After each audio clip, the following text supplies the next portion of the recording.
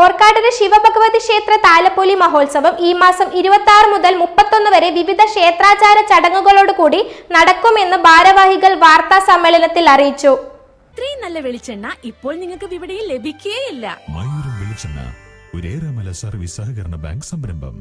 26 മുതൽ 31 വരെ വിവിധ പരിപാടികളോടെ ആരംഭിക്കുന്ന ഓർക്കാട്ടിലെ ശിവഭഗവതി ക്ഷേത്ര താലപ്പൊലി മഹോത്സവം വിവിധ ക്ഷേത്രാചാര ചടങ്ങുകളോടുകൂടി നടക്കുമെന്ന് ഭാരവാഹികൾ വാർത്താ സമ്മേളനത്തിൽ അറിയിച്ചു. 26-ന് കാച്ചിമുണ്ട് സമർപ്പണവും തുടർന്ന് പകൽ 4-ന് കൊടിയേറ്റവും 30-ന് ചോമപ്പൻ കൊത്തും നടക്കും.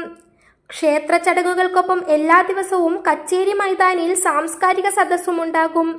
സിനിമാ താരം ധർമ്മജൻ ബോൾഗാട്ടി സാംസ്കാരിക സദസ്സ് ഉദ്ഘാടനം ചെയ്യും.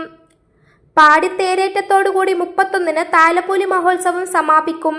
വടക്കേ വലിവാറിലെ വലിയ പ്രധാനപ്പെട്ട ക്ഷേത്രങ്ങളിലൊന്നായ ശിവഭഗവതി ക്ഷേത്ര ഉത്സവവുമായി ബന്ധപ്പെട്ട് വളരെ പ്രാധാന്യമാണ് നമ്മൾ ഒക്കെ എടുത്തു കാണിക്കുന്നത്. അതിലെ മത സാഹോദര്യത്തെ സംബന്ധിച്ചുള്ള ഒരു വളരെ പ്രധാനപ്പെട്ട ഒരു ചടങ്ങ്. മകരം 12-നാണ് നമ്മുടെ ഉത്സവത്തിന്റെ കൊടിയേറ്റം ആരംഭിക്കുന്നത്.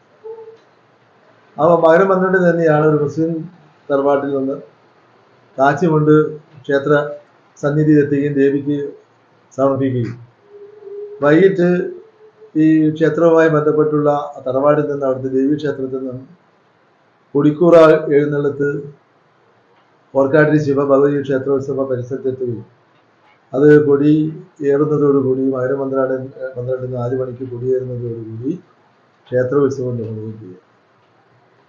അപ്പോൾ ഒരുപക്ഷെ നമ്മുടെ കേരളത്തിലെ മറ്റ് ഉത്സവങ്ങളിൽ നിന്നും ഓർക്കാട്ടി ഉത്സവം വിഭിന്നമാകുന്നത് എന്ത് എന്ന് ചോദിച്ചാൽ ഇത് തന്നെയാണ് മത സഹോദരം നിലനിർത്തുന്ന ക്ഷേത്രോത്സവം എന്നുള്ള വലിയ ഒരു ഖ്യാതി തന്നെയാണ്. ഇന്നത്തെ കാലഘട്ടത്തിൽ എടുത്തു പറയേണ്ടതാണ്. നമ്മുടെ നാട്ടിലെ ഇന്നത്തെ കാലഘട്ടത്തിലൂടെ നമ്മൾ പോകുമ്പോഴാണ് നമുക്ക് നമ്മളെ തന്നെ തിരിച്ചറിയാൻ കഴിയാത്തൊരു കാലഘട്ടത്തിലൂടെ കടന്നു പോകും.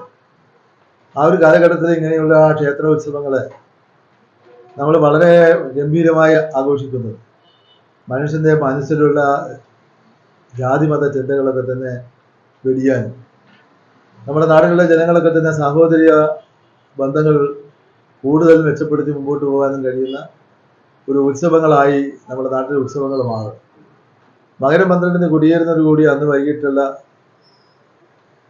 സാംസ്കാരിക സമ്മേളനം ഔപചാരികമായി ഉദ്ഘാടനം ചെയ്ത് പ്രസിദ്ധ സിനിമാ നടനായ ധർമ്മജൻ ബോൾഗാട്ടി. ആ ധർമ്മജൻ ബോൾഗാട്ടിയുടെ ഉദ്ഘാടനത്തെ വേദിയിൽ അന്ന് സാംസ്കാരിക പ്രഭാഷണം നടത്തുന്നത് നമ്മുടെ മുൻ MLA കൂടിയായ അഡ്വക്കേറ്റ് KN ഖാദർ. അത് അന്നാണ് മകരം 12-ന്റെ ഉത്സവത്തിന് തുടങ്ങുന്നത്.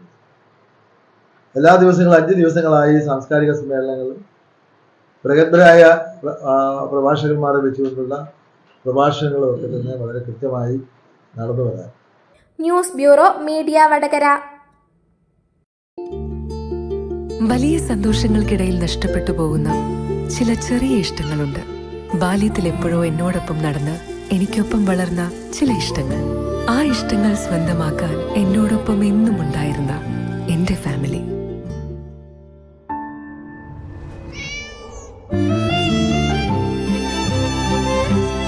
എന്റെ ഇഷ്ടങ്ങൾ എന്റെ ഫാമിലിക്ക് അറിയാം. Family wedding centre.